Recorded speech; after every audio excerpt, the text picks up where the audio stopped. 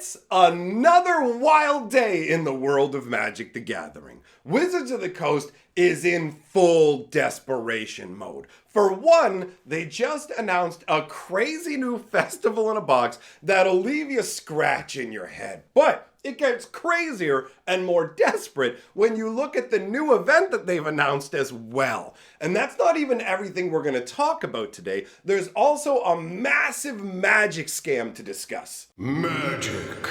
I am a wizard! History. I'm an old wizard! The magic historian. My bones hurt.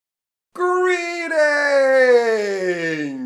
Owners of fine luxury cardboard rectangles, my friends!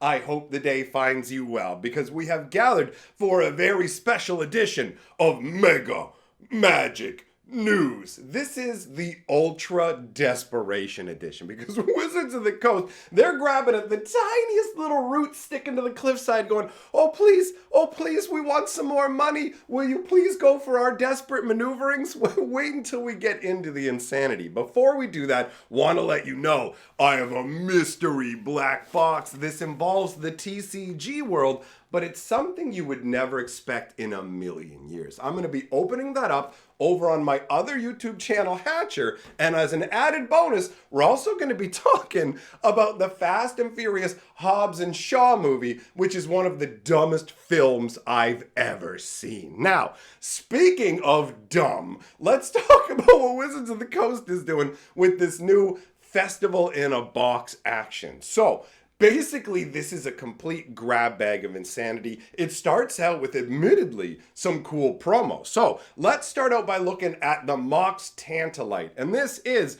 rather tantalizing. Take a look at the style of this. This is done by Dan Frazier. If you didn't know, Dan Frazier is the guy who's responsible for the original Mox artwork. On top of that, Wizards of the Coast tapped him to make a special set of signets in the retro frame. So here we have the Tantalite that goes along with this, and it looks absolutely amazing. First of all, the card is Powerhouse, right? Suspend for 3 for 0. Actually, I have to say, on one hand, it is a good time to actually choose suspend cards to be putting out there because that is something that's going to tie into the whole Doctor Who decks that come out next month. So I doubt that that was really intentional, but that's a nice little bit of dovetailing. So suspend basically says you play this for 0, you put it aside for 3 turns, each turn you take a counter off it, then you get to play it for free. So it's a Mox that gives you a mana of any color, but you have to wait 3 turns to get it. So if you have it in your opening hand, then yeah, you got some power, but the speed and acceleration is balanced out, right? The artwork is awesome because it shows all 5 different colors of magic represented in the different gemstones, and then the Tantalite there that is drawing in the power of all of them. And it's kind of funky because when you look at it, you can see that the red and black gemstones are actually being suspended by little chains, but if you look at the Tantalite, it's just floating there. This does look like a very epic style necklace or charm that a wizard would bear. So that gets top marks from me.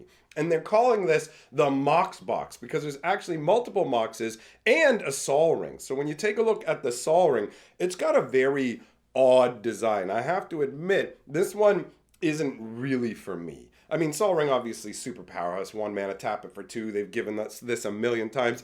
And some people might like this one. To me, I don't know, it almost feels like a sculpting steel or something like that, where it's almost forming itself in front of us. I don't know. Maybe it's just the way that it swirls around like that. But regardless, I mean, if you like Sol Rings, you want this variation, that's cool. But for me, it's not that exciting. So let's move on to the other Mox because it fits into the same style of the other one we saw, which is Mox Opal, right? So this is a 0 casting cost one with Metalcraft. You have to have 3 artifacts out, but it also taps for a mana of any color. This one's legendary because obviously if it wasn't, it would be the most broken nonsense on earth if you got multiples of these in your starting hand, right? And I mean, this came out back in the day when they had artifact lands, and like getting 3 artifacts isn't really that difficult to do. So this is a desirable Mox if you're already playing the original Moxes as well. It just ramps up your nonsense.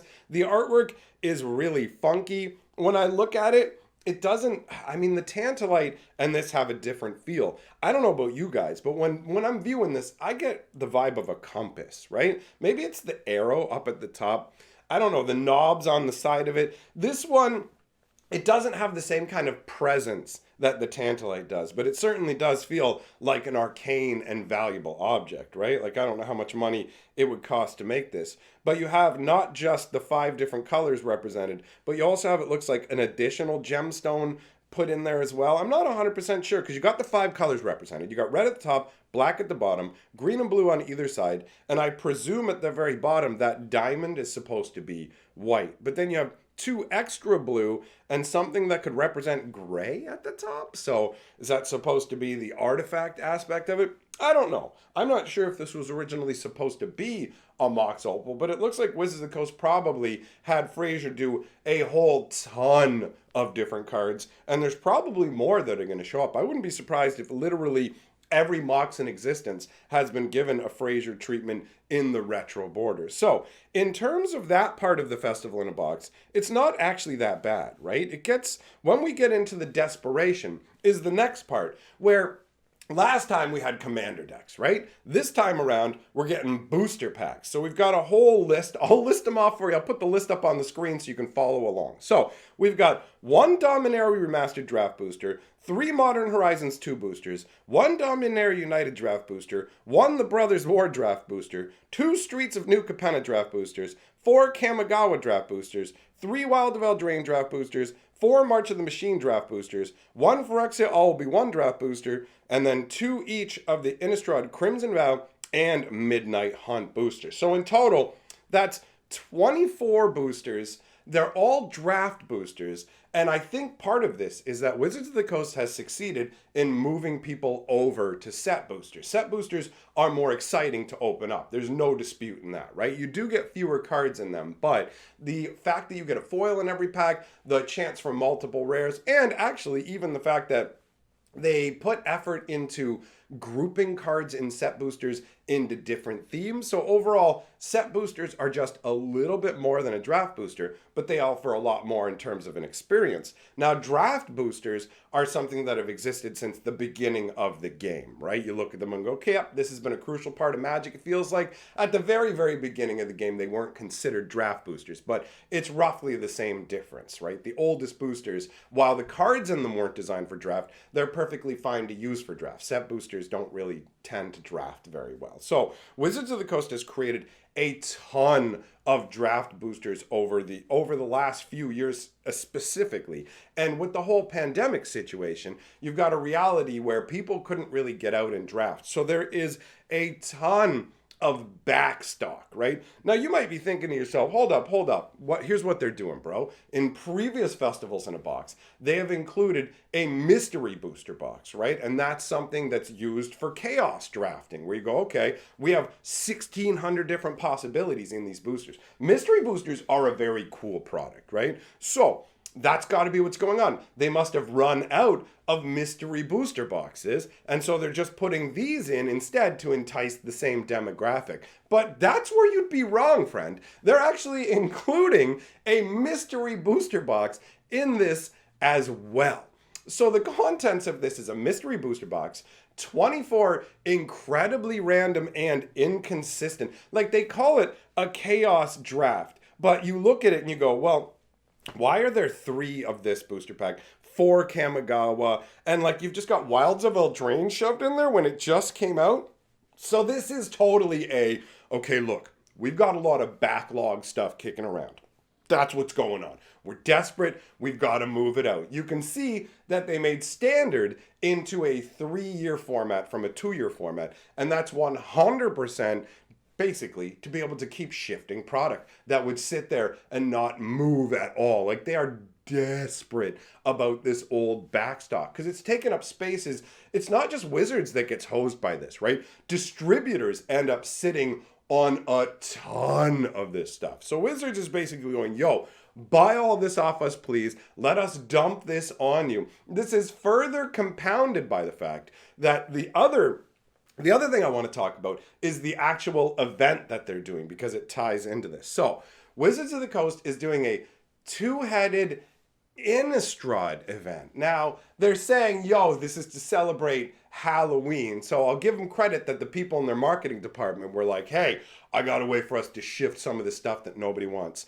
Innistrad, the two Innistrad sets are some of the biggest dogs in recent history. So what Wizards is doing is they're going, yo, we're going to have a special event using the two Innistrad sets. We're going to give you some collector boosters, and we're going to have a two-headed giant event where people are going to build their stuff out of collector boosters and these boosters. So basically, you have to build your decks in tandem, and then you play two-headed giant games, and then Wizards is providing 12 free collector boosters to game stores to make this happen. So basically what Wizards is hoping will happen is you'll go, well, I got to buy boxes of Innistrad to run this event, and then I better buy some collector boxes too to make sure I have enough to do all this balancing out. But ultimately, from the stores I've talked to, they're like, I'm just taking the collector boosters and selling them. There is no chance on earth that I'm buying this Innistrad stuff. And what's even crazier is these Innistrad boxes are on mega sale from distributors right now. If you like, these are Canadian prices, so bear this in mind. But if you want to buy a box of pretty much any other set, you can go 115, 120 bucks is how much the distributor wants, right? But if you want Innistrad, great news. It's like 90 bones a box because they can't shift it. Think about how long it's been since Innistrad came out. And now Wizards is like, hey, we're having a two-headed giant event. That it's such a random thing to be like, well, we got to try and rope in as many people as we can. And we want to send out collector boosters, but we're not going to send one out per player. We'll send one out per two players. So Wizards is like, they have so much back stock, and that move that they made was standard where they shifted it to 3 years. That's already having a huge effect. If you're wondering why Wilds of Eldraine has like, it's all just dollar rares, like all the rares are worthless in the set, it's a knock-on effect of what Wizards has done. The rotation takes another year. That means whatever is powerful now is going to stay powerful and become entrenched, and only things that feed into that matter. That's why the only thing from Eldraine that's really doing anything right now is Beseech the Mirror, and it's all about the mythics. To a lesser degree, some of the other mythics matter, but Wizards' desperation has led to these moves that are very bad. These clearance sales are just an indicator of how bad things are. Wizards offering us stuff at a discount ain't too bad. The fact that they only went 24 packs it's so random, the different packs and everything like that. But anyways, speaking of random, I want to talk about old school Magic for a second. If you love old school Magic, if you know the old school Chandelar game, well, I'm back at it. I've got a new Chandelar playthrough. We're going mono green, and this is literally the worst luck and the baddest beats I've ever been given in this game, at least since the earliest days when I started playing. Everything is going wrong, and it's all being cataloged. We're doing it originally on live stream, so the live streams are happening over on my other channel, usually over on Hatcher, but afterwards, they're being uploaded to a brand new stream archive channel. So, if you like my live streams, then you can actually watch them after the fact over on that live stream channel. I'll leave a link to it down in the comments, and we're looking to boost the numbers up because it's a brand new channel. So subscribing over there, watching over there, it actually means something, right? Overall, when you watch regular videos, somebody's watching, they watched it thousands and thousands of times. That watch time doesn't really add up that much. But for a brand new channel, it really starts to add up. So if you enjoy what I do and you want to help me out, you can hook me up by going over there and subscribing and getting in on the Chandelar goodness. Now, let's talk about some streamy badness and the Mega Magic scam. Some of y'all are going to know who I'm talking about, some of you won't. Pay Money Wubby, all right? He is a streamer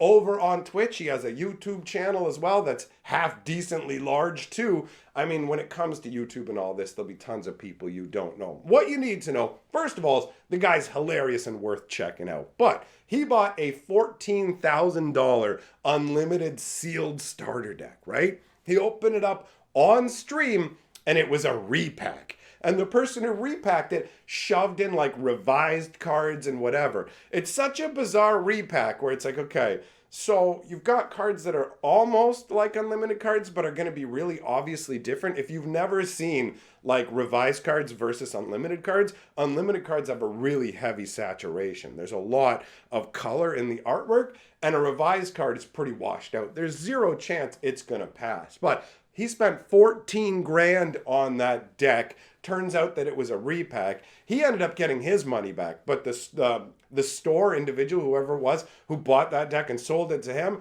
they're left holding the bag. They got hosed. It's pretty difficult to find old school product in the first place now. And because it's such a hot potato, like people go, yo, this deck's worth 10 G's, but if I open it, I could get like $40 worth of rares out of it. So nobody really opens them. So it's hard to know how many of these products that are out there of the old unlimited stuff is actually reprints. Reprints. Just a ticking time bomb. Well, there's a Freudian slip if ever there was one. I'm losing my ability to speak. Forget it. I got to save it for tonight, talking about Hobbs and Shaw and finding out what's in the mystery box from the TCG world. Hint, it's not Magic, but it's another game you may have heard of. And what's in here is it's different. I'm very curious to see what it actually looks like and talk about it. But anyways, that's tonight over on the Hatcher YouTube channel. So head on over there if you want to hang out. Like I said, I've got the live stream archive. I'll leave a link down in the comments. Thanks for coming by, my friends. Have yourself an excellent day. And a huge shout out to my patrons for being the best people on the planet. You guys rule.